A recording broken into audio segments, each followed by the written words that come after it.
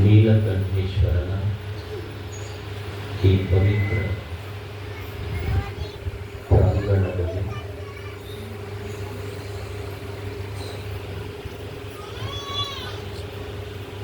ಮಹಾಮಹಿಮ ಸಿದ್ದೇಶ್ವರನ ಪುರಾಣವನ್ನು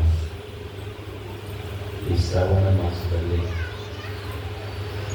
ಆಲಿಸಲು ಕುಳಿತಿರುವಂತಹ ತಮ್ಮೆಲ್ಲರಿಗೂ ಶರಣ.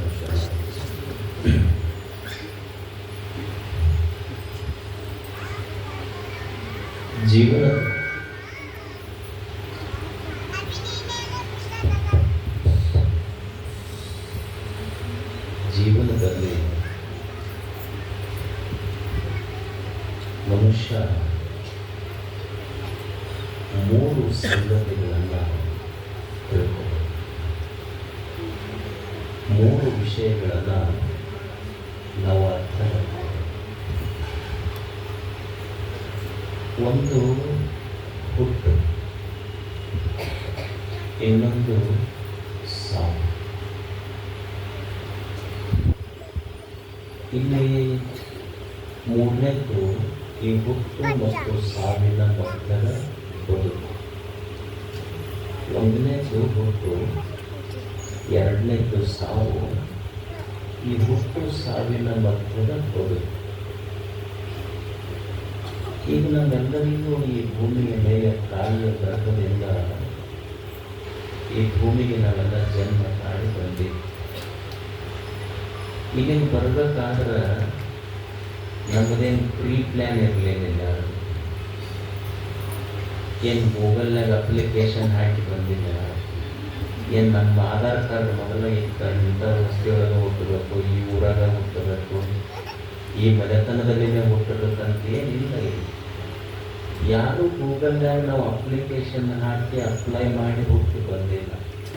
ಅಂದ್ರೆ ಯಾವುದೋ ಒಂದು ಶಕ್ತಿ ಇಲ್ಲಿ ಕಳಿಸೈತೆ. ಅಂದ್ರೆ ನನ್ನ ಹುಟ್ಟು ನನ್ನ ಕೈಯಾಗಿಲ್ಲ, ಯಾವುದೋ ಒಂದು ಶಕ್ತಿಯ ಕೈಯೊಳಗೆ ಇಲ್ಲ. ಅಂದ್ರೆ ಹುಟ್ಟು ನನ್ನ ಕೈಯಾಗಿಲ್ಲ ಅನ್ನಂಗ ಆತ ಬಿಡಲಿ. ಹುಟ್ಟಂತೂ ನಮ್ಮ ಕೈಯೊಳಗಿಲ್ಲ. ಬಂದಿವಿ ಮೇಲೆ ಸಾವಿರ ಐತಲ್ಲ, ಅದು ನಾ ಅಂದಾಗ ಹೋಗಬೇಕು ಅಂತ ಏನು ಐತೆ ಇಲ್ಲ. ಎಲ್ಲ ಮೊಮ್ಮಕ್ಕಳು ಮದುವೆಗಿದ್ವಿ ಆದಮೇಲೆ ಹೋಗ್ತೀನಿ ಅಂತಂದ್ರೆ ನಡೀತೈತೆ. ನಾವು ಸಾವು ಅಂದ್ರೆ ಕರೆಯದೇ ಬರುವ ಅತಿಥ್ಯ. Death can stump you anywhere, any time, at any moment. ಸಾವಿನ ನಮ್ಮ ಮಾತು ಕೇಳೈತೆ, ನಾವು ಬ್ಯಾಡ್ ಅಂದಾಗ ಬಿಟ್ಟೈತೆ. ನಮಗೆ ಏನೂ ಇಲ್ಲ. ಈ ನಿಸರ್ಗ ಒಂದು ಚಲೋ ನಿಯಮ ಮಾಡೈತಿ. ಏನು ನಿಯಮ ಮಾಡೈತಿ ಅಂದ್ರೆ, ಹುಟ್ಟಿದ ಮಗುವಿನ ತೊಟ್ಟಿಲಿಗೂ ಒಂದು ಗಿಡ ಬೆಳೆಸಿದ್ರೆ ಸತ್ತ ಮನುಷ್ಯನ ಚಟ್ಟಕ್ಕೂ ಒಂದು ಗಿಡ ನಿಸರ್ಗ ಬೆಳೆಸೈತಿ. ಹುಟ್ಟುವ ಮಗುವಿಗೆ ತೊಟ್ಟಿಲಿಗಾಗಿ ಒಂದು ಗಿಡ ಬೆಳೆದಿದ್ದರೆ ಮುಂದೆ ನಮ್ಮ ಚಟ್ಟಕ್ಕೂ ನಿಸರ್ಗ ಒಂದು ಗಿಡ ಬೆಳೆಸೈತಿ. ಅಂದ್ರೆ ಸಾವು ಸಹಿತ ನನ್ನ ಕೈಯೊಳಗಿಲ್ಲ.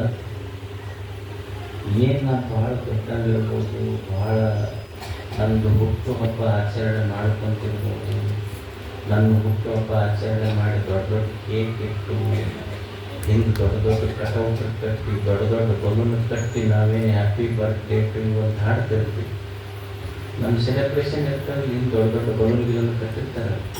ಆ ಕಟ್ಟಿದ ಬಲೂನ ನಾವು ಹುಟ್ಟು ಹಬ್ಬದ ದಿವಸ ಹೇಳ್ತಿರ್ತೈತಿ. ಈಗ ನಾ ಯಾವಾಗ ಕಟ್ಕೊಂತೀನಿ ಗೊತ್ತಿಲ್ಲ, ನೀ ಯಾವಾಗ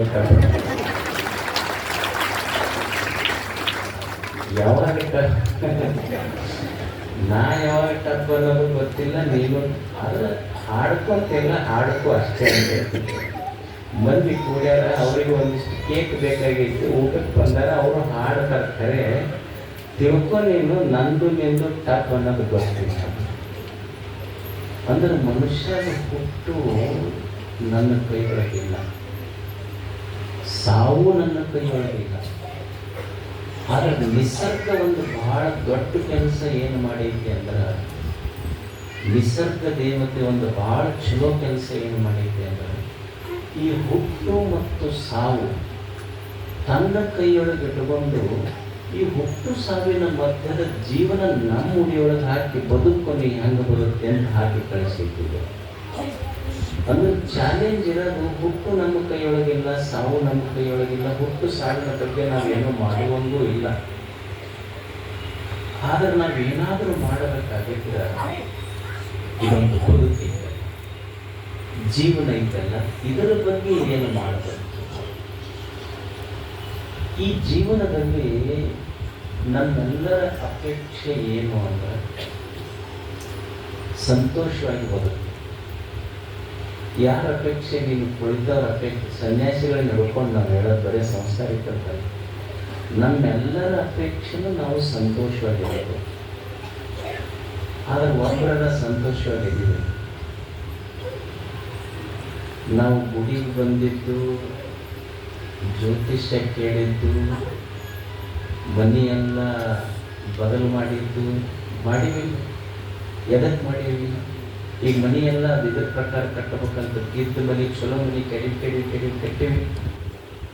ಇದು ನಾವು ಒಳಗೆ ಹೋಗುವಾಗ ಹೇಳ್ತೀವಿ, ಇದು ಮೆಟ್ಟಲಿರಬಾರ್ದಾಗಿತ್ತು, ಬಾಕ್ಲಿರಬಾರ್ದಾಗಿತ್ತು, ಅಡಿಗೆ ಮನೆ ಇಲ್ಲಿರಬಾರ್ದಾಗಿತ್ತು, ಬೆಡ್ರೂಮ್ ಇಲ್ಲಿರಬಾರ್ದಾಗಿತ್ತು. ಅದು ಮನೆ ಅಂತೂ ನೀವು ಒಳಗೆ ಬರಬಾರ್ದಾಗಿತ್ತು ಅಂತ. ಅದು ಮನೆ ನೀವು ಒಳಗೆ ಬಂದಿದ್ದಕ್ಕೆ ನಂದು ಆರಾಮ ತಪ್ಪೈತಿ, ನಿಮ್ಮ ಸಲುವಾಗಿ ನಾ ಅಂತಿರ್ತೀವಿ ಮನೆ. ಅಂದ್ರೆ ನಮ್ಮೆಲ್ಲರ ಅಪೇಕ್ಷೆ ಏನು ಅಂದ್ರೆ ನಾವು ಸಂತೋಷವಾಗಿರ್ಬೇಕಂತ. ಮತ್ತು ದುಃಖ ಆಗುತ್ತಲ್ಲಿ ಏನು ಮಾಡಬೇಕು? ದುಃಖ ಆಗುತ್ತ, ದುಃಖ ಪಡೋರ ತಾಪ ಮನಸ್ಸಿಗೆ ಆಗ್ತೈತಿ. ಇದಕ್ಕೇನು ಮಾಡಬೇಕು? ಪರಿಹಾರ ಏನಿರುತ್ತೆ? ಅಪೇಕ್ಷರ ಸಂತೋಷವಾಗಿರ್ಬೇಕಂದ್ರೆ ಹುಡುಕಾಕೊಂಡಿದ್ದು ಸಂತೋಷ, ಬೆಟ್ಟಾಗಿದ್ದು ದುಃಖ. ನಮ್ಮೆಲ್ಲರ ಅಪೇಕ್ಷೆ ಐತಿ ನಾವು ಸಂತೋಷವಾಗಿರ್ಬೇಕಂತಾನೆ ಎಲ್ಲರೂ ಇದಿಷ್ಟು ಮಂದಿ ಪ್ರವಚನಕ್ಕೆ ಬಂದಿವಿ. ಎದಕ್ಕೆ ಬಂದಿರಿ? ಏನಾರ ಒಂದು ಸಣ್ಣ ಟಿಪ್ ಸಿಕ್ಕೈತೆ ನಮಗೆ. ಅಂದರೆ ಸಂತೋಷವಾಗಿರೋಕೆ ಏನಾರ ಒಂದು ಮಾತು ಸಿಕ್ಕೈತೆ ಅಂದ್ರೆ ಅಪೇಕ್ಷಾ ಸಂತೋಷವಾಗಿರ್ಬೇಕನ್ನೋದು ಬೆಟ್ಟಾಗಿದ್ದು ದುಃಖ. ದುಃಖ ಯಾಕಾಯ್ತು? ಹಲವು ಕಾರಣಗಳದಾವ. ಏನು? ನಮ್ಮ ಮನೆಯವರು ಸೇರೋದಿಲ್ಲ, ನಮ್ಮ ಮನೆ ಮಕ್ಕಳದವ್ರು ಸೇರೋದಿಲ್ಲ, ನಮ್ಮ ಕಷ್ಟ ಕಾಲಕ್ಕೆ ಯಾರು ಆಗಲಿ, ನಾವೆಷ್ಟು ಮಂದಿಗೆಲ್ಲ ಮಾಡೀವಿ, ನಮ್ಮ ಕಷ್ಟ ಕಾಲಕ್ಕೆ ಯಾರಾಗ ಅಂತೀವಿ. ನಮ್ಮ ಮನೆ ಮಕ್ಕಳದವ್ರು ಆಗಲಿಲ್ಲ, ನಮ್ಮ ಸಂಬಂಧಿಕರಾಗಲಿಲ್ಲ, ಇಷ್ಟು ತಾಪ ಐತೆ ಅಂತ ಹೇಳೋದೇನು? ನಮಗೆಲ್ಲ ಚಲೋ ಇದ್ದರೆ ಎಲ್ಲರೂ ಬರ್ತಾರೆ, ಇಲ್ಲದ ಕಾಲಕ್ಕೆ ಯಾರೂ ಇಲ್ಲ ಅಂತ ತಾಪ ಮಾಡ್ಕೊಂತೈತೆ ಮನಸ್ಸು. ಅದ್ರ ಕಲಿಬೇಕಾದದ್ದು ಏನು ಅಂದ್ರೆ ನಾವೇನಂತೀವಿ, ನಮಗೆಲ್ಲ ಚಲೋ ಇದ್ದಾಗ ಎಲ್ಲರೂ ಇದ್ದರ್ರಿ, ಈಗ ಭಾಳ ಕಷ್ಟ ಬಂದೈತಿ, ತಾಪ ಆಗೈತಿ, ಯಾರು ಬರೋದಿಲ್ಲ. ಆಶ್ಚರ್ಯ ಏನಂದ್ರೆ ನಾವು ಸಂತೋಷವಾಗಿದ್ದಾಗ ನಾವು ಚಪ್ಪಾಳಿ ಹೊಡೆದ್ರೆ ನಮ್ಮ 10 ಬಣ್ಣ ಚಪ್ಪಾಳಿ ಹೊಡಿತಿರ್ತಾವ ನಮ್ಮ ಜೊತೆ. ಅಂದ್ರೆ ನೀನು ಸಂತೋಷವಾಗಿದ್ದಾಗ ನಿನ್ನ 10 ಬಣ್ಣ ಚಪ್ಪಾಳಿ ಹೊಡ್ಯಕ್ಕೆ ಕೊಡ್ತಾವ.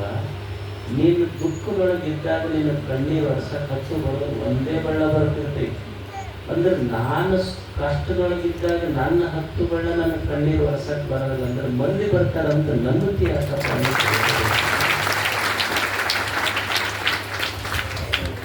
ಅಳುವುದು ಹೋಗ್ಬೇಕಾದ್ರೆ, ದುಃಖ ಹೋಗ್ಬೇಕಾದ್ರೆ ಅಳುವುದರಿಂದ ಹೋಗುವುದಿಲ್ಲ, ಅರಿವಿನಿಂದ ಹೋಗ್ತೀವಿ. ಅಳುವುದರಿಂದ ದುಃಖ ಕಳ್ಕೊಳ್ಳೋಕ್ಕಾಗೋದಿಲ್ಲ, ಅರಿವಿನಿಂದ ದುಃಖ ಕಳ್ಕೋಬಹುದು. ಆದ್ರೆ ಒಟ್ಟ ಹೇಳ್ತೀವಿ, ದುಃಖ ಎದಕ್ಕಾಗುತ್ತೆ? ಇದು ಎಲ್ಲರಿಗೂ ಇಟ್ಟಿದ್ವಿ, ಯೂನಿವರ್ಸಲ್ ಪ್ರಾಬ್ಲಮ್ ಇಟ್ಟಿದ್ವಿ. ಅಂದ್ರೆ ಮನುಷ್ಯರಿಗೆ ಎಲ್ಲರಿಗೂ ನಮಗೆ ದುಃಖ ಆಗತ್ತೈತಲ್ಲ, ಎದಕ್ಕಾಗ್ತೈತಿ? ಎದಕ್ಕೆ ದುಃಖ ಆಗ್ತೈತಿ ಮನುಷ್ಯಗಂದ್ರೆ, ನನ್ನ ಇಚ್ಛೆ ಏನೈತಿ ಅಂದ್ರೆ ಎಲ್ಲ ನನ್ನ ಇಚ್ಛೆ ಅಂತ ನಡಿಬೇಕಂತ ನಾವು. ಈಗ ಮನ್ಯಾಗ ನಾ ಹೇಳ್ದಂಗೆ ಕೇಳ್ಬೇಕಂತ ಯಜಮಾನ ಅಂತಾನೆ, ಹೆಂಡತಿ ನಾ ಹೇಳ್ದಂಗೆ ಕೇಳ್ಬೇಕಂತ ಅಂತಾರ, ಮಕ್ಕಳು ನಾ ಹೇಳ್ದಂಗೆ ಕೇಳ್ಬೇಕಂತ ಮಕ್ಕಳು ಅಂತಾರೆ, ಅಪ್ಪ ನಾ ಹೇಳ್ದಂಗೆ ಮಕ್ಕಳು ಕೇಳ್ಬೇಕಂತ. ಅಂದ್ರೆ ಎಲ್ಲರೂ ನಾ ಹೇಳ್ದಂಗೆ ಕೇಳ್ಬೇಕನ್ನೋರು ಹೊಸರು. ಕೇಳೋರು ಯಾರು? ಎಲ್ಲರೂ ನಾ ಹೇಳಿದ್ದೆ ಕೇಳ್ಬೇಕೆಲ್ಲವರು ಹೊಸರು. ಕೇಳೋರು ಒಬ್ರು ಬೇಕು. ಅಂದ್ರೆ ದುಃಖ ಎದಕ್ಕಾಗಿತ್ತು ಅನ್ನೋದಂದ್ರೆ ಎಲ್ಲವೂ ನನ್ನಿಚ್ಛೆಯಂತೆ ನಡಿಬೇಕಂತ. ನನ್ನ ಇಚ್ಛೆಯಂತೆ ಎಲ್ಲವೂ ನಡೀಬೇಕು. ನೀವು ಸುಮ್ಮನೆ ಒಂದು ಸಲ ವಿಚಾರ ಮಾಡಿ ನೋಡ್ರಿ, ಮನುಷ್ಯನ ತಾಪಕ್ಕೆ ಮೂಲ ಕಾರಣ ಅಂದರೆ ಎಲ್ಲವೂ ನನ್ನ ಇಚ್ಛೆಯಂತೆ ನಡೀಬೇಕು.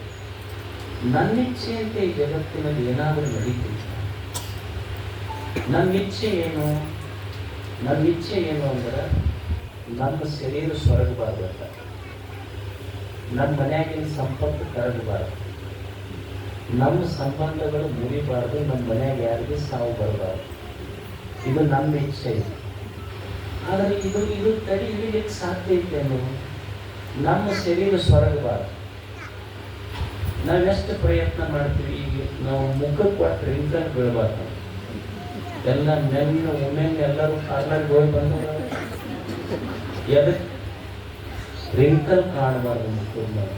ಇವ ಎದಕ್ಕೆ ಹೋಗ್ಯಾನಂದ್ರೆ ಅದೇನು ಫೇಸಿಯಲ್ ಏನೋ ಮಾಡಿಸ್ತಾರೆ, ಏನಂತಾರೆ ಅದಕ್ಕೆ ಹೋಗಿರ್ತಾರೆ.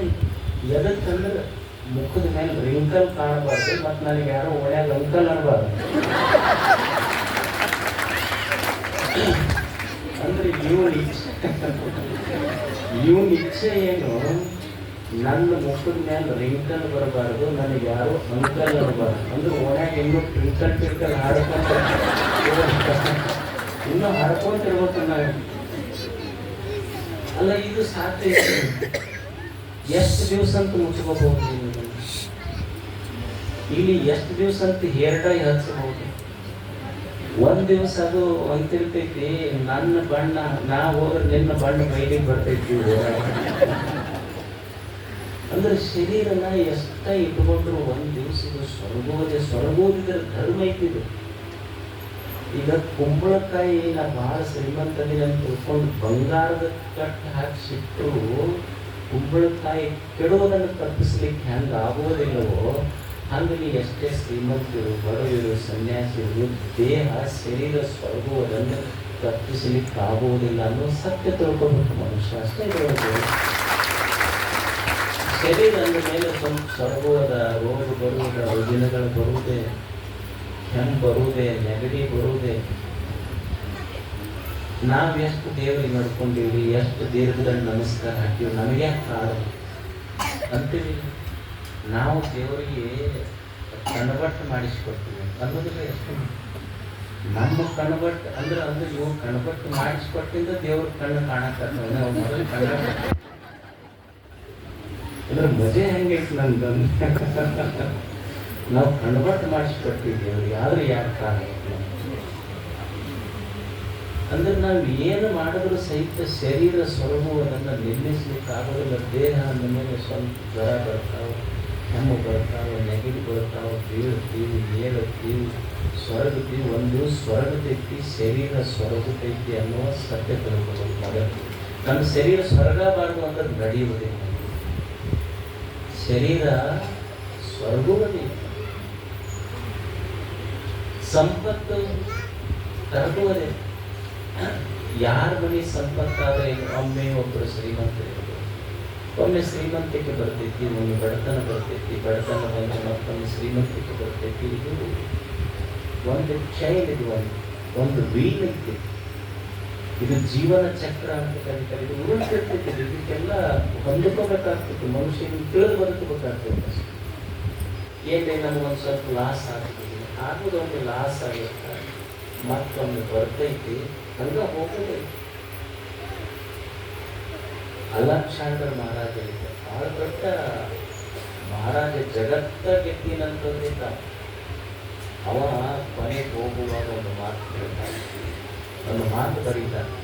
ಯಾರು ನಮ್ಮ ನಿಮ್ಮಂಥವರೆಲ್ಲ ದೊಡ್ಡ ಶ್ರೀಮಂತಿದ್ದ ಮಹಾರಾಜ, I am a poor king of rich kingdom. I am a poor king of rich kingdom. ನಾನು ಅತ್ಯಂತ ಶ್ರೀಮಂತ ರಾಜ್ಯದ ಬಡವ ದೊರೆ. ಯಾಕಂದ್ರೆ ನನ್ನ ರಾಜ್ಯ ಶ್ರೀಮಂತ ಇತ್ತು, ನಾನು ಬಡವಾದೆ. ಯಾಕಂದ್ರೆ ಹೋಗುವಾಗ ನಾನು ಎಲ್ಲವನ್ನು ಇಲ್ಲಿ ಬಿಟ್ಟು ಖಾಲಿ ಕೈಯಿಂದ ಹೋಗ್ತೀನಲ್ಲ. ಶ್ರೀಮಂತನೂ ಬಡವನಾಗಿಯೇ ಹೋಗಬೇಕು, ಬಡವನು ಈ ಜಗತ್ತಿನಿಂದ ಬಡವನಾಗಿಯೇ ಈ ಜಗತ್ತು ಖಾಲಿ ಮಾಡಬೇಕಲ್ಲ. ಇದು ಸತ್ಯ, ನಾವು ಒಪ್ಕೋಬೇಕು ಅಂತ ಅನ್ನೋದ್ರಿಂದ ಯಾರ ಸಂಪತ್ತು ಯಾರಿಂದ ಬರಬೇಕು? ಮತ್ತದು ಯಾರನ್ನ ಉಳಿಸೈತೆ ಅನ್ನೋದು ಎಲ್ಲರನ್ನೂ ಒಂದು ಸಣ್ಣ ಸಂಪತ್ತು. ಎಷ್ಟು ಮಂದಿ ಜಗಳಾಡಕತ್ತಿದ್ರು, ಓಸರಿಗೆ ಗುದ್ದಾಡಕತ್ತಿತ್ತು, ಎಷ್ಟು ಮಂದಿ ಪ್ರಾಣ ತಗೊಂಡೈತೆ. ಒಬ್ಬವ ಲಾಟ್ರಿ ಆಡ್ತಿದ್ಲಂತ, ಬಂದ್ ಮಾಡ್ಯಾರಲ್ಲ, ಏನೋ ನಡೆದು ಚಲೋ ಅಂತ ಬಂದ್ ಮಾಡ್ಬೇಕು. ಲಾಟ್ರಿ ಆಡಿಸ್ತಂತ ಅದು ಎಷ್ಟು ಎಲ್ಲ ದೇವ್ರ ಗುಡಿಗೆ ಹೋಗುವೆ ಟಿಕೆಟ್ ಹಚ್ಚಿ ಹಚ್ಚಿದಿಲ್ಲ, ಜಗ್ಗಿ ಹಾಳಾಗಿತ್ತು. ಒಂದು ಸಲ ಒಮ್ಮೆ ಒಂದು 20 ಲಕ್ಷ ಆಗ್ತಂತೆ. ಅದಕ್ಕೆ ಗೊತ್ತಾಗಲಿ ಮನೆಯವ್ರಿಗೆ ಗೊತ್ತಾಗತ್ತೆ 20 ಲಕ್ಷ ಬೇಕಂತ. ಅವ್ರ ಮನೆಯವ್ರು ಏನಂದ್ರು, ಇದಕ್ಕೊಮ್ಮೆ ಹಿಂಗೆ 20 ಲಕ್ಷ ಹತ್ತೈತಿ, ಇಷ್ಟು ದಿವಸ ಆಡಿ ಸೋತೈತಿ, ಒಮ್ಮೆ 20 ಲಕ್ಷ ಹತ್ತೈತಿ ಅಂತ ಹೇಳಿದ್ರೆ ಎದುರು ಹಾರ್ಟ್ ಅಟ್ಯಾಕ್ ಆಗಿದೆ. ಇಲ್ಲ ಅಪ್ಪಗಳ ಹತ್ರ ಮಠಕ್ಕೆ ಕರ್ಕೊಂಡೋಗಿ ಅವ್ರ ಬಾಯಾಗಿಂದ ಹೇಳ್ತಾನೆ. ಅದಕ್ಕೆ ಮಠಕ್ಕೆ ಹೋಗಿ ಹೇಳಿದ್ರೆ, ಮೊದಲ ಇಂಟಿಮೇಷನ್ ಕೊಟ್ಟರೆ ಗುರುಗಳಿಗಿಲ್ಲ, ಅದಕ್ಕೆ ಕರ್ಕೊಂಡ್ಬರ್ತೀವಿ, 20 ಲಕ್ಷ ಹತ್ತೈತಿ, ನೀವು ಹೆಂಗೆ ಹೇಳ್ತೀರಿ ಕನ್ವಿನ್ಸ್ ಮಾಡಿರಿ, ಒಮ್ಮೆ ಹೇಳಿದ್ರೆ ಹಾರ್ಟ್ ಅಟ್ಯಾಕ್ ಆಗ್ತದೆ. ಇಂಥವು ಭಾಳ ಬರ್ತಾವ, ನಾವು ಗುರುಗಳ ಹತ್ರ ನಾವೆಲ್ಲ ಸಮಾಧಾನ ಮಾಡ್ತೀವಿ.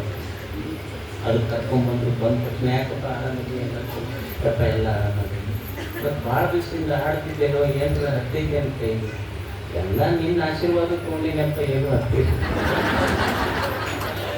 ಎಲ್ಲ ದೇವ್ರ ಮುಗಿದವ, ನಿಂದು ಏನೋ ಹತ್ತಿಲ್ಲ. ಅಲ್ಲ ಅಕಸ್ಮಾತ್ ಒಂದು 5 ಲಕ್ಷ ಹತ್ತಿದ್ರೆ ಏನು ಮಾಡ್ತೀವಿ, ಒಂದು 2.5 ಲಕ್ಷ ಹತ್ತಿದ್ರೆ ಏನು ಮಾಡ್ತೀವಿ. ಸಣ್ಣ ಪುಟ್ಟ ಅವರು ಬಡವರು ಹಂಗ ದಿವಸ ಸೈಕಲ್ ನೋಡ್ಕೊಂಡು ಒಂದು 5 ಲಕ್ಷ ಹತ್ತಿದ್ರೆ ಏನು ಮಾಡಿ, ಏನೋ ಮನ್ಯಾಗೆಲ್ಲ ಬಂಗಾರದಿಂದ ಒತ್ತಿಟ್ಟಿದ್ದೆ, ಅದು ಬೈಬೇಕು ದಿವಸ ಹೆಂಡ್ರಿ ಅದೊಂದು ಸ್ವಲ್ಪ ಮಾಡ್ಕೊಂಡು ಅಲ್ಲ 10 ಲಕ್ಷ ಹತ್ತಿದ್ರೆ ಏನು ಮಾಡಿ. 10 ಲಕ್ಷ ಹತ್ತಿದ್ರೆ ಅಂದ್ರೆ ಅವ್ರ ಗುರುಗಳು ಒಮ್ಮೆ ಹೇಳಿದ್ರೆ ಹಾರ್ಟ್ ಅಟ್ಯಾಕ್ ಆಗ್ತದೆ, ಮೆಲ್ಲಕ್ಕೆ ಹಾಕ್ತಾರೆ. 10 ಲಕ್ಷ ಹತ್ತಿದ್ರೆ ಏನು ಮಾಡಿ.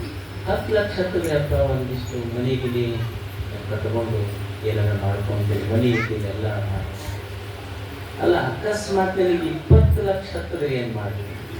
ಯಾಕ 20 ಲಕ್ಷ ಹತ್ತಿದ್ರೆ 10 ನಿನ್ನ ಮಠಕ್ಕೆ ಕೊಡ್ತೀನಿ ಅಂತ ಗುರುಗಳಿಗೆ ಹಾರ್ಟ್ ಅಟ್ಯಾಕ್ ಆಗುತ್ತೆ.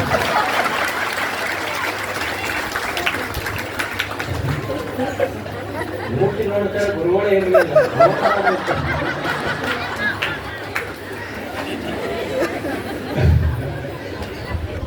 ಅಂದ್ರೆ ಅದು ಯಾರ ಸಂಪತ್ತು ಯಾರ ಜೊತೆ ಖಾಯ ಮಾಡೋದೈತಿ.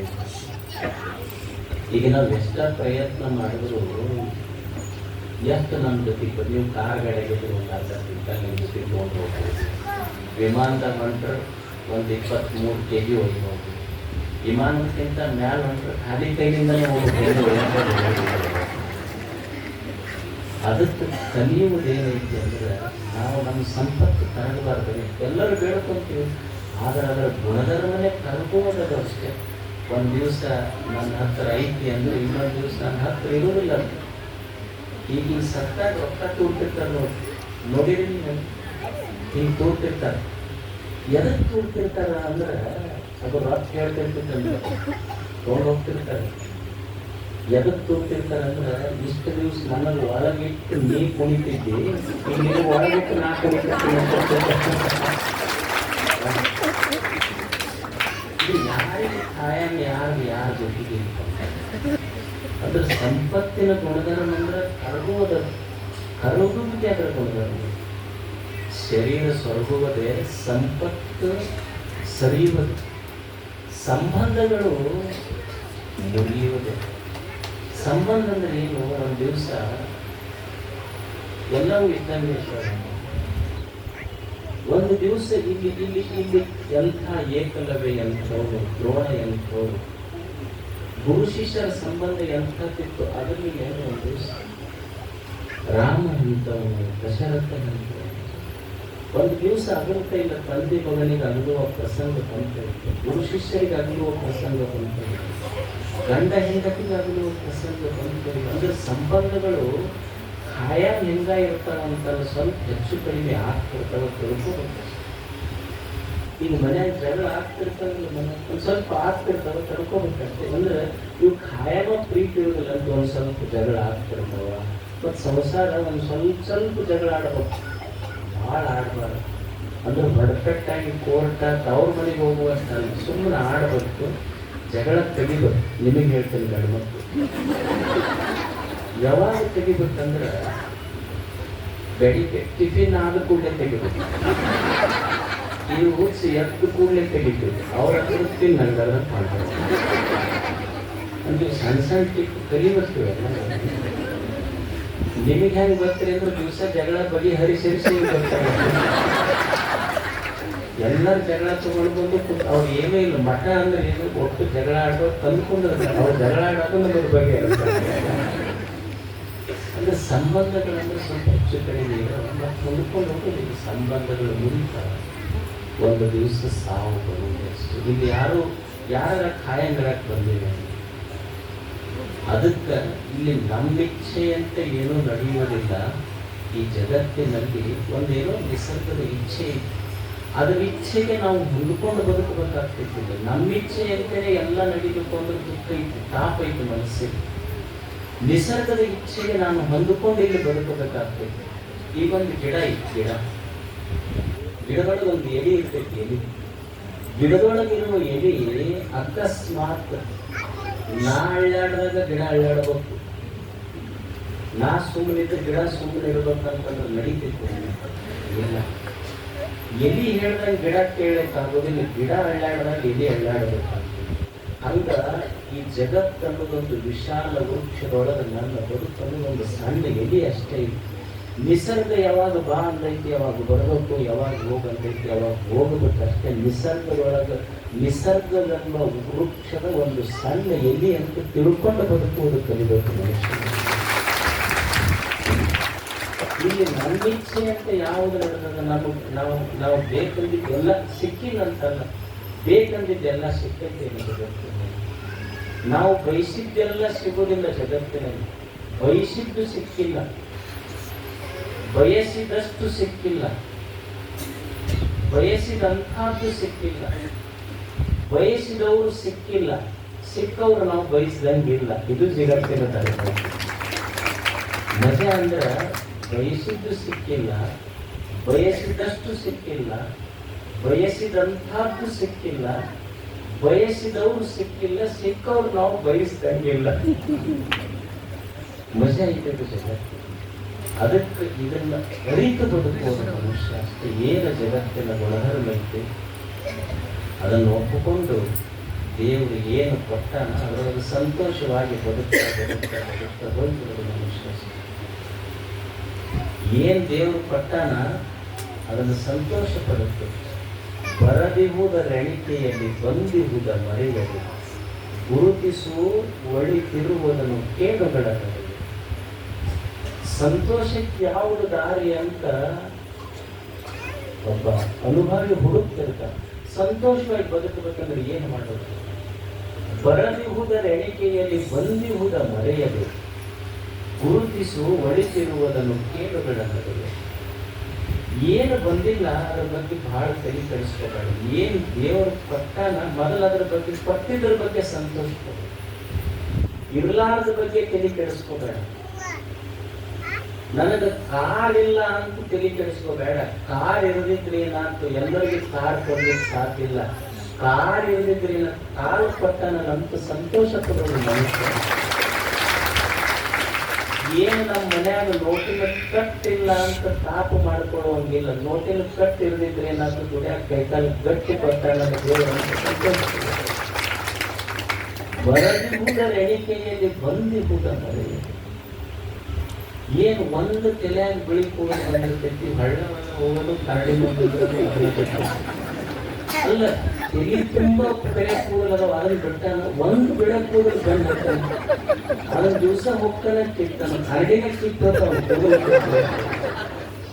ಇಷ್ಟು ತಲೆಯಾಗ ಕೂದಲು ಬಿಟ್ಟಾನ. ನೀವು ನೋಡಿ, ಒಂದು ಸಣ್ಣ ಗುಳಿ ಬಂದಿರ್ತೀವಿ, ಅದನ್ನ ಹೋಗೋದು ನೋಡಿ. ಅಲ್ಲಿ ಇಷ್ಟು ಚಲೋ ಮುಖ ಕೊಟ್ಟಾನ, ಅದನ್ನ ಬಿಟ್ಟಿವಿ ಸಣ್ಣ ಗುಳಿ. ಅದು ಹಿಂಗ್ ಮಾಡ್ಕೊಂಡು ಮುಖ ತುಂಬ ಬಿಟ್ಟಿರ್ತಾವ. ಭಾಳ ಮಂದಿ ನನ್ನ ಹತ್ರ ಬರ್ತಾರೆ, ಔಷಧ ಕೇಳಕ್ ಬಂದಿರ್ತಾರೆ, ಗುಳ್ಳಿಯಾಗ್ಯವ್ರಿ ಏನ್ ಮಾಡ್ಬೇಕು. ಅದಕ್ಕೆ ನಾವು ಅವ್ರಿಗೆ ಮೊದಲು ಹೇಳೋದಂದ್ರೆ ಔಷಧ ಇಲ್ಲ, ಬಟ್ಟ ಕನ್ನಡಿ ನೋಡಕ್ ಹೋಗ್ಬಾರ್ದು. ಕನ್ನಡಿ ನೋಡೋಕೆ ಆರಾಮ ಅಂದ್ರೆ ಏನು ಇಲ್ಲ ಅದ್ರ ಬಗ್ಗೆ ತಲೆ ಕೆಡಿಸ್ಕೋಬೇಡ. ದೇವರು ಮೊದಲು ಏನು ಕೊಡ್ತಾನ ಅದನ್ನೊಂದು ಸಂತೋಷ. ದೇವರು ಇನ್ನೊಬ್ಬರ ತಾಟಿನೊಳಗೆ ಏನು ಹಾಕ್ಯಾನ ಅದನ್ನ ನೋಡಂಗಿ ಸಂತೋಷ ಪಡ್ಬೇಕಲ್ಲ ಮನುಷ್ಯ. ರವೀಂದ್ರನಾಥ್ ಟ್ಯಾಗೋರ್ ಇದ್ರು.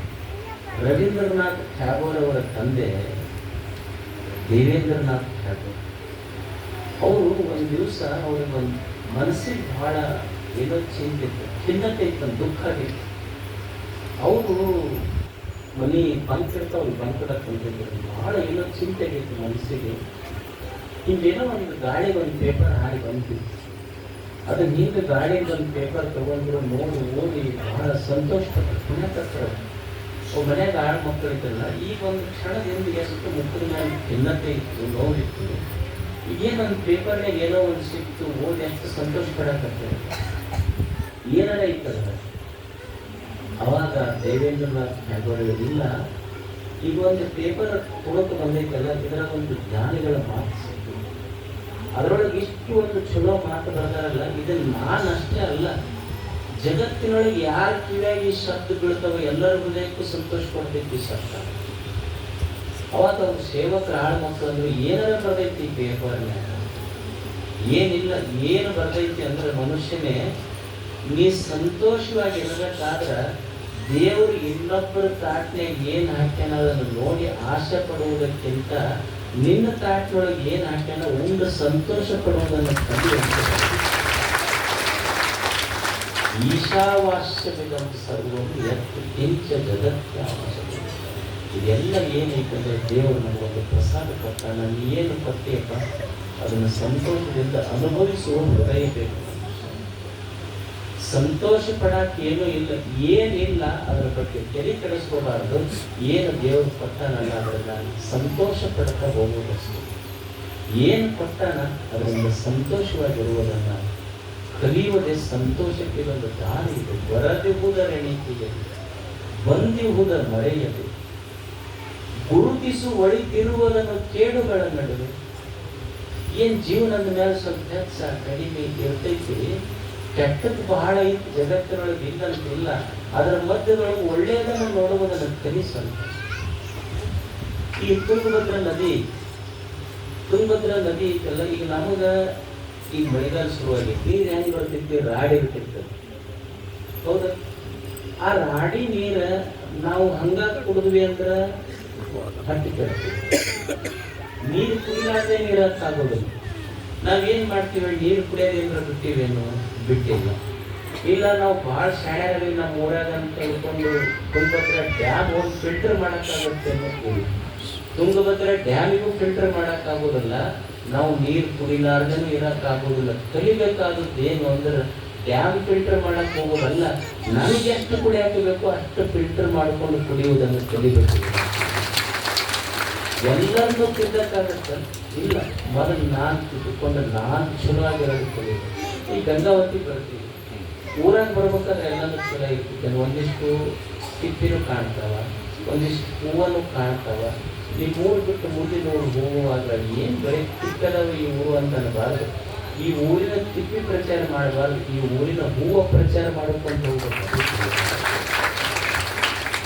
ಗುರುತಿಸು ಒಳಿತಿರುವುದನ್ನು ಕೇಳುಗಳ ನಡುವೆ. ಏನು ಚಲೋ ಐತಿ ಅನ್ನೋದು ಗುರುತಿರ್ಬೇಕು. ಈಗ ಮನ್ಯಾಗ ಜಗಳ ಆಗ್ತಾವ, ಸಂಸಾರಿಕರು ಜಗಳ ಆಗ್ತಾವೆ, ಮನ್ಯಾಗ ಗಂಡ ಹೆಂಡತಿ ಜಗಳ ಆಗ್ತವೆ. ಎದಕ್ಕೆ ಜಗಳ ಆಗ್ತಿರ್ತಾವ ಅಂದ್ರೆ ಗಂಡ್ಮಕ್ಳು ಎದಕ್ಕೆ ಜಗಳ ತೆಗಿತಾರ? ಅಲ್ಲ, ಮನ್ಯಾಗ ಇಷ್ಟು ದುಡಿತೀನಿ ನಾನು, ಮಧ್ಯಾಹ್ನ ಊಟಕ್ಕೆ ಬರ್ತೀನಿ, ನನ್ನ ಫೋನ್ ಹಚ್ಚಿ ಕೇಳಿದ್ದೀನಿ, ಹಾಗೆ ಅಲ್ಲ ರಾತ್ರಿ ಹೊರಗೆ ಹೋಗಿದ್ದೆ, ಊಟಕ್ಕೆ ಬರ್ತೀನಿ ಏನು ಮಾಡ್ರಿ ಅಂತ ಕೇಳಿ ಏನು ಅಂದರೆ ನೀನು ಇಷ್ಟು ದುಡಿತೀನಿ ನಾನು ಹಂಗ ಅನ್ನೋದ್ರ ಮತ್ತೆ ಅದು ದೊಡ್ಡದಂಗೆ ದುಡಿತೀನಿ ಅಂತ ಗೊತ್ತಿಲ್ಲ. ನಾನು ಒಬ್ಬನೇ ದುಡಿತಿರ್ತಾನೆ, ಅವ್ರು ದುಡಿಯಂಗಿಲ್ಲ ಹೆಣ್ಮಕ್ಳು. ಇವ ಅಂತಿರ್ತಾನೆ, ನನಗೆ ಕೇಳಿ ಏನು ಊಟಕ್ಕೆ ಬರ್ತೀನಿ ಕೇಳಿ ಏನು ಫೋನ್ ಮಾಡಿ ಏನು ಅಲ್ಲ. ಅವರೇ ಯಾಕೆ ಕೇಳ್ಬೇಕಪ್ಪ ನಿನಗೆ? ನೀನು ಒಂದು ಕೇಳಿ, ನಾನು ಬರೋದು ಲೇಟ್ ಆಗೈತಿ, ನೀವು ಊಟ ಮಾಡಿ, ನೀವು ಊಟ ಮಾಡಂತ ನೀನು ಒಂದು ಫೋನ್ ಹಚ್ಚಿ ಹೇಳ್ಬೇಕು. ನಾನು ಗುರುತಿಸುವಳಿ ಅವು ನೋಡು. ನೀನು ಸ್ಯಾಟರ್ಡೆ ಹಾಫ್ ಡೇ ಇರ್ತೀನಿ, ಸಂಡೇ ಸೂಟಿ. ಪಾಪ ಹೆಣ್ಮಕ್ಳಿಗೆ ಅಂದ್ರೆ ಸಂಡೇ ಇದ್ದಂತ ಅಡುಗೆ ಮಾಡೋದು ಬಿಡ್ತಾರ. ಅವು ಸಂಡೇ ಇಲ್ಲ, ಸ್ಯಾಟರ್ಡೇ ಇಲ್ಲ, ಪ್ರತಿನಿತ್ಯ ಕೆಲಸ ಮಾಡಬೇಕು. ಏನು ಕಂಪ್ನ್ಯಾಗ ಶಿಫ್ಟ್ ವೈಸ್ ಇರ್ತೈತಲ್ಲ, ಹಂಗೇನ್ರೆ 8 hours ಒಮ್ಮೆ ಕೆಲಸ ಇರ್ತೈತೆ, ಶಿಫ್ಟ್ ಇಲ್ಲ. ಆದ್ರೆ ನಾವು ಎದಕ್ಕೆ ಕೆಲಸ ಮಾಡ್ತಾವಂದ್ರೆ ಶಿಫ್ಟ್ ಇಲ್ಲ. ಆದ್ರೆ ನಮ್ಮ ಗಂಡ ಮಕ್ಕಳನ್ನ ನಮ್ಮ ಗಿಫ್ಟ್ ಅಂತ ತಿಳ್ಕೊಂಡು ಕೆಲಸ ಮಾಡ್ತಿರ್ತಾರೆ. ಅವರೇ ನೋಡಿಲ್ಲ, ನೀವು ಅಷ್ಟ ಹೊಡೆದಿಲ್ಲ. ಅವು ನಮ್ಮ ಯಜಮಾನ ಮಕ್ಕಳು ನಮ್ಮ ಗಿಫ್ಟ್ ಅಂತ ತಿಳ್ಕೊಂಡು ಕೆಲಸ ಮಾಡ್ತಿರ್ತಾರೆ. ನೀನು ಒಂದು ಹೇಳಲ್ಲ, ಇಲ್ಲ ನಾನು ಬರೋದು ಲೇಟ್ ಆಗೈತಿ, ನೀವು ಊಟ ಮಾಡಿ ಇಲ್ಲ, ನೀನು ಒಂದು ಫೋನ್ ಹಚ್ಚಿ ಕೇಳಲ್ಲ. ಅವ್ರು ಎದಕ್ಕೆ ಸಿಟ್ಟಿಗೆ ಬರ್ತಿರ್ತಾವಂದ್ರೆ ಇವ್ರು ಕೇಳೋದ್ರಲ್ಲಿ ಅದಕ್ಕೆ ಸಿಟ್ಟು ಬರ್ತಿರ್ತಿರ್ತಾವೆ. ಅದಕ್ಕೆ ಅವರು ಬಾಂಡೆ ಸಾಮಾನು ಒಗಿತಿರ್ತಾರೆ. ಬಾಂಡೆ ಸಾಮಾನು ಯಾವಾಗ ಯಾಕೆ ಹೆಣ್ಮಕ್ಳು ಬಾಂಡೆ ಸಾಮಾನು ಒಗಿತಾರಂದ್ರೆ ಅದ್ರ ಆ ಬಾಂಡೆ ಸಾಮಾನು ಮ್ಯಾಲ ಅವ್ರ ಯಜಮಾನ್ ಹೆಸರು ಬರ್ತಿರ್ತಾರೆ. ಅಂದ್ರೆ ಅದಕ್ಕೆ ಪಾತ್ರೆಗೆ ಇಕ್ಕರಿಸಿದ್ರೆ ಅವ್ರಿಗೆ ಇದಕ್ಕೆ ಇಕ್ಕರಿಸಿದ್ರೆ ಅಷ್ಟು ಖುಷಿ ಆಗ್ತಿರ್ಬೇಕು. ಅಂದ್ರೆ ನೀನು ಅಲ್ಲಿ ಕೇಳಷ್ಟೇ, ಗುರುತಿಸು ಒಳಿತಿರುವುದನ್ನು ಕೇಳುವುದನ್ನು ನೀನು ಅಲ್ಲಿ ಫೋನ್ ಮಾಡಿಲ್ಲ, ನಾನು ಬರೋದು ಲೇಟ್ ಆಗ್ತದೆ, ನೀನು ನನಗೆ ಸಂತೋಷ ಆಗ್ತದೆ. ಹೊಂದಾಣಿಕೆ ಜೀವನದಲ್ಲಿ ಅಷ್ಟೇ. ಬರೀ ಕೆಟ್ಟದ್ದು, ಗಂಡ ಹೆಂಡತಿಯಲ್ಲಿ ಕೆಟ್ಟದ್ದು, ಹೆಂಡತಿ ಗಂಡನಲ್ಲಿ ಕೆಟ್ಟದ್ದನ್ನು ಎಷ್ಟು ದಿವಸ ಸಂಸಾರದ ಈ ರಥ ಸಾಧಿಸೋದು ಕೆಟ್ಟದ್ದನ್ನು ಗುರುತಿಸಿ, ಗಂಡನಲ್ಲಿರುವ ಒಳ್ಳೆಯದನ್ನು ಹೆಂಡತಿ ಗೌರವಿಸುವುದನ್ನು, ಗಂಡನಲ್ಲಿರುವ ಒಳ್ಳೆಯದನ್ನು ಹೆಂಡತಿಯಲ್ಲಿರುವ ಒಳ್ಳೆಯದನ್ನು ಗಂಡ ಯಾವಾಗ ಗೌರವಿಸುವುದನ್ನು ಕಲಿತಾನ, ಅವಾಗ ಸಂಸಾರದ ರಥ ಸುಸೂತ್ರವಾಗಿ ಸಾಧಿಸುತ್ತದೆ. ಅದಕ್ಕೆ ಸಂತೋಷವಾಗಿರಬೇಕಾದ್ರೆ ಬರೇ ಕೆಟ್ಟದ್ದು ನೋಡುವುದಿಲ್ಲ, ಒಳ್ಳೆಯದೇನೈತಿ ಅದರ ಕಡೆ ಮನಸ್ಸು ಕಳಿಸ್ಬೇಕು ಮನುಷ್ಯ. ಅದಕ್ಕೆ ಈಗ ತಿಳ್ಕೊಳ್ಳೋದು ಏನಂದ್ರೆ, ನಮ್ಮ ಇಚ್ಛೆಯಂತೆ ಎಲ್ಲವೂ ನಡೆಯುವುದಿಲ್ಲ, ದೇವನಿಚ್ಛೆಯಂತೆ ಎಲ್ಲವೂ ನಡೀತೈತಿ. ಬರೇ ಕೆಟ್ಟದ್ದನ್ನು ನೋಡಿ ಬದುಕುವುದಲ್ಲ. ಜೀವನದಲ್ಲಿ ಒಳ್ಳೆಯದು ಮಾಡಿದೆ, ದೇವರು ಒಳ್ಳೆಯದಾಗಿ ಜಗತ್ತಿನಲ್ಲಿ ಮಾಡಿದ್ದ. ಕೆಟ್ಟವರನ್ನ ಕೆಟ್ಟದ್ದೈತಂದ್ರೆ ಬಂದು ಭಾಳ ತಲೆ ಕೆಡಿಸ್ಕೊಳ್ಳೋದು ಇರ್ತೈತಿ, ಒಂದು ಸ್ವಲ್ಪ ತಾಪ ಆಗ್ತೈತೆ, ಆಗೋದಿಲ್ಲ ಅಂತಲ್ಲ. ಒಳ್ಳೆಯದು ಮಾಡಿದೆ, ಒಳ್ಳೆಯವರು ಬಾಳದಾರ, ಅದನ್ನು ನೋಡಿ ಜೀವನವನ್ನು ಒಂದು ಸಂತೋಷವಾಗಿ ಕಟ್ಕೊಂಡು ಇದೊಂದು ಜಾತ್ರೆ ಮುಗಿಸೋದು ಅಷ್ಟೇ. ನಾವೆಲ್ಲ ಜಾತ್ರೆ ಮಾಡಕ್ಕೆ ಬಂದಿವಿ, ಕಾಯಂ ಯಾರು ಇರಕ್ಕೆ ಬಂದಿಲ್ಲ. ಈಗ ನೀವು ಜಾತ್ರೆ ಹೋಗ್ತೀವಿ, ಚನ್ನಬಸವನ ತಾತನ ಜಾತ್ರೆ ಕಾಯಂ ಇರ್ತೀವಿ. ಸುಮ್ಮನೆ ಯಾಕೆ ಸ್ವಲ್ಪ ಉತ್ತತ್ತಿ ಒದಲು ಒಂದಿಷ್ಟು ಮಂಡಕ್ಕಿ ಸಂತೋಷವಾಗಿ ಒಂದು ದಿವ್ಸ ಹೋಗ್ಬಿಡೋದಷ್ಟೇ. ಒಂಥರ ಇದು ಏನಂದ್ರೆ ಜೀವನ ಅಂದ್ರೆ, ಇದು ಎದಕ್ಕೆ ಬಂದು ಪಿಕ್ನಿಕ್ಗೆ ಬಂದಾಗ ಒಂಥರ ಪಿಕ್ನಿಕ್ ಕಳಿಸಿರ್ತಿರಲ್ಲ ಮಕ್ಕಳಿಗೆ, ಎಲ್ಲಿಗೆ ಕಳಿಸಿರ್ತೀವಿ, ಪಿಕ್ನಿಕ್ಗೆ ಕಳಿಸಿರ್ತೀರ ಮಕ್ಕಳಿಗೆ, ತಾಯಿಯಂದಿಗೆ ಕಳಿಸಿರೋದಿಲ್ಲ. ಹಂಗೆ ನಾವೆಲ್ಲ ಪಿಕ್ನಿಕ್ಕಿಗೆ ಬಂದೀವಿ ಈ ಜಗತ್ತು. ಪಿಕ್ನಿಕ್ಕಿಗೆ ಹೋಗ್ಬೇಕಾದ್ರೆ ಏನು ಮಾಡ್ತೀವಿ, ಮಗ ಬಂದು ಕೇಳಿದ ಕೂಡಲೇ ತಾಯಿ ಏನು ಮಾಡ್ತಾಳ, ಚಲೋ ಚಲೋ ರೊಟ್ಟಿ, ಪಲ್ಯ, ಚಪಾತಿ, ಚುರುಮುರಿ, ಮಂಡಕ್ಕಿ, ಏನು ಸ್ವೀಟ್ ಎಲ್ಲ ಮಾಡಿ ಒಂದು ಬಟ್ಟೆ ಬುತ್ತಿ ಕಟ್ಟಿ ಚಲೋ ಹೊಸ ಬಟ್ಟೆ ಹಾಕಿ, ತಾಯಿ ಏನು ಹೇಳ್ತಾಳ, ಮಗನಿಗೆ ನೋಡಪ್ಪ ನೀ ಹಂಪಿ ಎಲ್ಲೋ ಪಿಕ್ನಿಕ್ಕಿಗೆ ಹೊಂಟಿಯಲ್ಲ, ನೀನು ಭಾಳ ಬುತ್ತಿ ಕಟ್ಟಿನಿ, ನೀನು ಉಣ್ಣು, ನಿನ್ನ ಜೊತೆಗೆ ಇದ್ದವ್ರಿಗೆ ಉಣಿಸಿ ಚಂದ ನೋಡಿ ಸಂತೋಷ ಪಟ್ಟ ಬಾ ಅಂತ ಕಳಿಸಿರ್ತಾನೆ. ಇವ ಎಲ್ಲ ತೊಗೊಂಡು ಹೋಗಿ ತಂದು ಉಣ್ಲಿಲ್ಲ, ತಂದು ಒಂದಿಷ್ಟು ಹರಿದು ಚಂದ ಮಂದಿ ಬುದ್ಧಿಯಾಗ ಒಂದಿಷ್ಟು ಕೈ ಹಾಕಿದ, ಅವ್ರ ಅಂಗಿ ಹರ್ಕೊಂಡು ಇವ್ರ ಅಂಗಿ ಹರ್ಕೊಂಡು ಜಗಳ ಆಡಿ ಮನೆಗೆ ಬಂದ. ಅವು ಅಂದು ನೀ ಸಂತೋಷವಾಗಿ ಇರ್ಬೇಕಂತ ಪಿಕ್ನಿಕ್ಕಿಗೆ ಕಳಿಸಿದ್ದೆ, ನಿಂದು ಉಣ್ಲಾರ್ದ ಮಂದಿ ಬುದ್ಧಿಯಾಗ ಕೈ ಹಾಕಿ ಜಗಳ ಆಡಿ ಊರಾಗ ಬೆಂಕಿ ಹಚ್ಚಿ ನೀ ಬಂದಿ ಅಂದ್ಮೇಲೆ ನಿನಗೆ ಇನ್ನೊಂದು ಪಿಕ್ನಿಕ್ಕಿಗೆ ಕಳಿಸಲ್ಲ ಅಂತ ಹೇಳ್ತಾರೆ. ಹಂಗೆ ದೇವರನ್ನುವ ತಾಯಿ ಈ ಜಗತ್ತಿನ ಒಂದು ಪಿಕ್ನಿಕ್ ಸ್ಪಾಟ್ ಇದೆ, ಇಲ್ಲಿಗೆ ಕಳಿಸ್ಯಾಳ. ನಾವು ನಮಗೂ ಒಂದಿಷ್ಟು ಏನು ದೇವ್ರು ನಮ್ಮ ತಾಟ್ನಾಗ ಹಾಕ್ಯಾನ, ಇನ್ನೊಬ್ಬರಿಗೆ ಒಂದು ತುಪ್ಪ ಕೊಟ್ಟು ನಾನು ಸಂತೋಷ ಪಟ್ಟು ಅವರಿಗೂ ಸಂತೋಷವಾಗಿರಾಕ ಬಿಟ್ಟು ಹೋದ್ರೆ ಅವ ಮತ್ತೆ ಇನ್ನೊಂದು ಪಿಕ್ನಿಕ್ಕಿಗೆ ಕಳಿಸ್ತಾಳ. ಮತ್ತಿಲ್ಲ ಅಂದ್ರೆ ಇದೇ ಲಾಸ್ಟ್ ಪಿಕ್ನಿಕ್ ಅಂತ ತಿಳ್ಕೊಂಡ್ಬಿಡೋದು. ಯಾರು ಹೇಳ್ಬೇಕಾಗಿಲ್ಲ, ಪಿಕ್ನಿಕ್ ನಮ್ಮ ಪಿಕ್ನಿಕ್ ನಾವ ಡಿಸೈಡ್ ಮಾಡೋದು. ಊರಾಗ ದೀಪ ಹಚ್ಚು ಕೆಲಸ ಮಾಡಿದ್ವಿ, definitely with confidence I should say that next time again I will come here. ಮತ್ತು ಊರಾಗ ಬರೀ ಬೆಂಕಿ ಹಚ್ಕೊಂಡು ಇನ್ನೊಬ್ಬರ ಮನೆಯಾಗ ಜಗಳ ಹಚ್ಕೊಂಡು ಹೋಗಿದ್ದೆ ಅಂದ್ರೆ ನಂದು ನಾನಾ ಡಿಸೈಡ್ ಮಾಡ್ಬೇಕು, ಇದು ಲಾಸ್ಟ್ ಪಿಕ್ನಿಕ್ ಅಂತ ನೀನ ಹೋಗ್ಬಿಡೋದು, ಯಾರು ಹೇಳ್ಬೇಕಾಗಿಲ್ಲ. ಅದಕ್ಕೆ ದೇವರಿಗೊಂದು ಪಿಕ್ನಿಕ್ ಸ್ಪಾಟಿಗೆ ಕಳಿಸೋಣ, ಸಂತೋಷವಾಗಿರೋದು. ನಾವು ಉಂಡು ತಿಂದು ಚಂದ ಇರೋದು, ಇನ್ನೊಬ್ಬರಿಗೆ ಉಂಡು ತಿಂದು ಅವರು ಚಂದ, ಯಾರಿಗೆ ದುಃಖ ಕೊಡ್ಲಾರ್ದಂಗೆ, ನೋವು ಮಾಡಲಾರ್ದಂಗೆ ಇನ್ನೊಬ್ಬರ ಬಗ್ಗೆ ಮಾತಾಡ. ಪೂಜೆ ಅಂದ್ರೆ ಏನು? ಪೂಜೆ ಅಂದ್ರೆ ಬರೀ ದೇವ್ರ ಮೇಲೆ ಹೂವು ಏರ್ಸೋದು, ಪತ್ರಿ ಏರ್ಸೋದಲ್ಲ. ಬಸವಣ್ಣವ್ರು ಎಷ್ಟು ಚಂದ ಹೇಳ್ತಾರೆ, ನಡೆಯಲರಿಯದೆ ನುಡಿಯಲರಿಯದೆ ಲಿಂಗವ ಪೂಜಿಸಿ ಕಲವೇನು. ಎಷ್ಟು ಚಂದ ಮಾತಾಡ್ತಾರೆ. ಪೂಜೆ ಅಂದ್ರೆ ಏನು? ಈ ಬರೀ ದೇವ್ರ ಮೇಲೆ ಹೋಗಿ ಹೂವು ಏರಿಸ್ದಿ, ಪತ್ರಿ ಏರಿಸ್ದಿ, ಆರತಿ ಬೆಳಗ್ದಿ, ಇದು ಪೂಜಾ. ಆದ್ರೆ ಇದು ಅಷ್ಟೇ ಪೂಜೆ ಅಲ್ಲ. ನಿಜವಾದ ಪೂಜೆ ಅಂದ್ರೆ ನೀ ಎಲ್ಲಿ ಬದುಕ್ತಿಯಲ್ಲ, ಇನ್ನೊಬ್ಬರ ಮನಸ್ಸಿಗೆ ನಿನ್ನಿಂದ ನೋವಾಗ್ಲಾರ್ದಂಗೆ ನೀ ಬದುಕ್ತಿ ಅಂದ್ರೆ ಅದು ನಿಜವಾದ ದೇವ ಪೂಜೆ. ಅದು ಅದಕ್ಕೆ ಮನುಷ್ಯ ಕಲಿಯುವುದಂದ್ರೆ ಇನ್ನೊಬ್ಬರ ಮನಸ್ಸಿಗೆ ನೋವಾಗದಂತೆ, ನೋವು ಮಾಡದಂತೆ ನಾನು ಸಂತೋಷವಾಗಬೇಕು, ನನ್ನ ಸುತ್ತ ಇರೋರು ಸಂತೋಷವಾಗಿರಲಿ ಅಂತ ಹೋದ್ರೆ ಅದು ನಿಜವಾದ ಪೂಜಾ ಅಂತಿದೆ. ಇಲ್ಲಿ ನೀಲಕಂಠೇಶ್ವರ ಹೆಸರು ಎಷ್ಟು ಚಂದ ಇತ್ತು. ನೀಲಕಂಠ ಅಂದ್ರೆ ಅದೊಂದು ದೊಡ್ಡ ಕಥೆನೇ ಇತ್ತು, ಮಿಥಾಲಜಿ ಅಂತಾರೆ. ಒಂದು ಕಥೆ ಇತ್ತು, ಏನಂದ್ರೆ ಸಮುದ್ರ ಮಥನ ಆಯ್ತು, ಸುರರಿಗೆ ಅಸುರರಿಗೆ ಯುದ್ಧ ಆಯ್ತು. ಸಮುದ್ರ ಮಂಥನದಲ್ಲಿ ಅಮೃತ ಹುಡುಕಕ್ಕೆ ಹೋಗಿ ವಿಷ ಬಂತ, ಹಲ ಬಂತು. ವಿಷ ಬಂದ ಕೂಡಲೇ ನಾವಲ್ಲೇ ಅಂತ ಎಲ್ಲರೂ ಓಡಾಕತ್ರ. ಆದ್ರೆ ಎಲ್ಲರೂ ಹೋಮಾದ ಬಂತು. ಯಾರಿಗೆ ಕಷ್ಟ ಆಗೋದು ಬೇಡ, ಏನು ಕಷ್ಟ ಇದ್ರು ನನಗಿರಲಿ ಅಂತ ಒಂದು ವಿಷ ಯಾರು ಕುಡಿದು ತಾನು ನುಂಗಿ ಇನ್ನೊಬ್ಬರಿಗೆ ಬದುಕಿಸದ್ನಲ್ಲ ಅವನಿಗೆ ನೀಲಕಂಠ ಅಂತ ಕರೀತಾರೆ. ನಾವು ನೀಲಕಂಠ ಆಗಬೇಕಿಲ್ಲ ಅಂದ್ರೆ ಜಗತ್ತು ಕೆಡಿಸುವಂಥ ವಿಷ ತಾನು ನುಂಗಿ ತನ್ನ ಕಂಠದೊಳಗೆ ಇಟ್ಟುಕೊಂಡು ನನ್ನ ಸುತ್ತ ಇರೋರು ಸಂತೋಷವಾಗಿರಲಿ ಅಂತ ಯಾರ ಭಾವನೆ ಇದ್ದಲ್ಲ ಅವ ಒಬ್ಬನೇ ನೀಲಕಂಠ ಅಲ್ಲ. ನನ್ನ ಸುತ್ತ ಇರೋರು ಸುಖವಾಗಿರ್ಲಿ, ಏನು ಕಷ್ಟ ಬಂದರೂ ನನಗಿರಲಿ ಅಂತ ಯಾವನ ಹೃದಯದೊಳಗೆ ಐತಿ ಅವ ನೀಲಕಂಠ ಅಷ್ಟೇ. ನಾವೆಲ್ಲರೂ ನೀಲಕಂಠ ಅಂಥ ಒಂದು ಪವಿತ್ರ ತಾಣ ಇದು. ಒಟ್ಟ ಈ ಸಮಿತಿಯವ್ರು ಏನಂದ್ರೆ ಒಟ್ಟು ಹೊಸದು ಮಾಡ್ತಾರೆ, ಭಾರಿ ಅಟ್ರಾಕ್ಷನ್ ಇರ್ತೈತಿ. ಒಂದ್ಸಲ ಬಂದಾಗ ಇದನ್ನು ಮಾಡಿದ್ರು, ಇದೆಲ್ಲ ಗ್ರನೈಟು ಮಾಡ್ಕೊಂಡು ಸ್ವಚ್ಛ ಇಟ್ಟಿರ್ತಾರ.